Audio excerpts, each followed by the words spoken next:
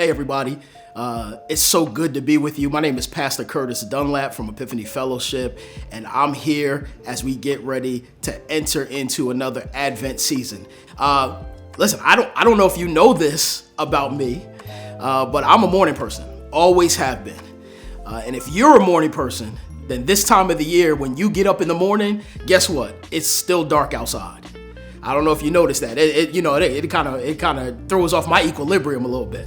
But after being asleep all night, I don't know if you noticed this, but if you wake up, you quickly realize how well your eyes have adjusted to being in the dark, right? Have you ever done that, woken up in the middle of the night and gotten up into a dark room and you can kind of maneuver easily? But the crazy thing is that the more time you spend in the dark, the more your eyes grow accustomed to operating in the dark, right? And when you've been in the dark for a while, there's nothing worse than a person who just comes in and flips on the lights with no warning at all. I mean, I don't understand the type of person that does that, right? But here's the thing, exposure to the light is uncomfortable. Your eyes will adjust back to the light eventually, as long as you stay in the light. Now, why did I share this with you? I shared this with you because Jesus' coming is like the light that shines after a long period of darkness.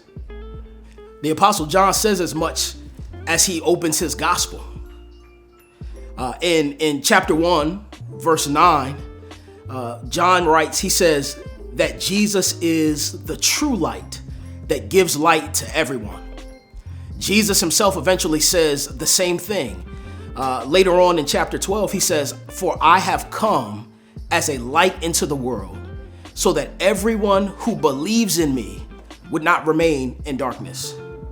Now, the virtue of this true light that John is talking about is that it reaches all people, right? This light, it touches all people, particularly those that are hostile to God. That's what he writes in verse 10 and 11. He makes mention of that, right? And so this light, this Jesus who is the Christ, he invades the darkness, shining on every person and exposing him or her for who they really are.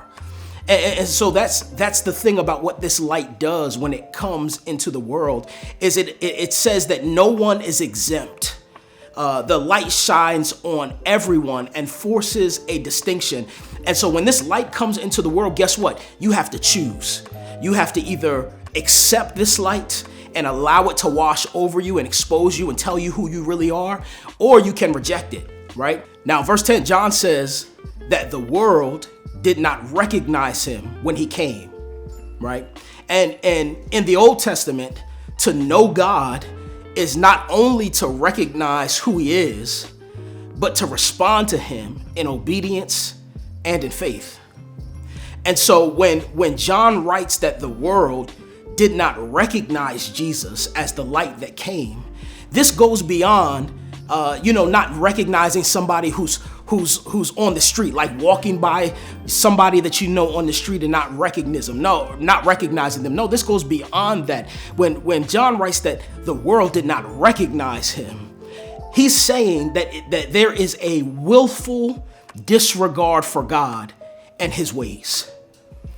And so when we don't recognize Jesus, that's what we're doing. It's a willful. It's not absent-minded. It's willful. That's why Paul writes, for though they knew God, they did not glorify him as God or show gratitude. Instead, their thinking became nonsense and their senseless minds were darkened, right? That's why he can write in chapter 3 that there is no one who is righteous, not even one.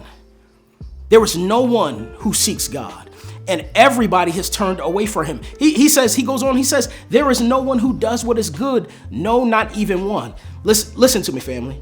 This is how the Bible describes what we are like prior to coming into a saving relationship with Jesus Christ. This is why it's so important for us to make sure that we acknowledge Jesus for who he is. We acknowledge this light for who he is, right? John in chapter 1, verse 11, he continues by saying that even despite these convincing proofs of his messianic identity, that his own did not even receive him. Do you know what that means? That means that the very people who were anticipating his arrival, they missed it. Completely missed Jesus, right? This is similar to, if I could make it plain, for black people, this would be the equivalent of not being invited to the cookout. Like they just, like how Jesus don't get an invite because you just missed who he was. If I could pause there, this sobers me, because I don't know about you, but I don't want to miss out on Jesus. And thankfully, by God's grace, I've been saved by grace. And my prayer is that you are too. But I'm not just talking about in terms of salvation, but in daily living for him.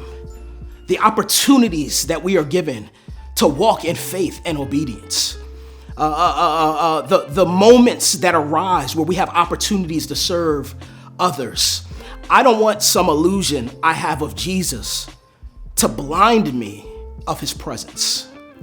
But here's the good news, is there's a group of people that had received Jesus and that are still receiving Jesus. And if you're a part of that number, if you're a part of that group of people, then we are no longer walking in darkness, but we live in the light of his presence. And because of that, God has signed our spiritual, eternal adoption papers, and we are now a part of his family. And guess what that means? That means that you and I, that we have a heavenly Father who loves us and wants to lavish us with his blessings and with his favor.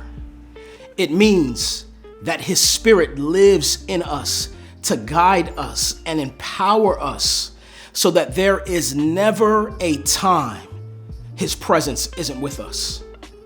It means that there is an eternal inheritance waiting for us because we are his precious, precious children.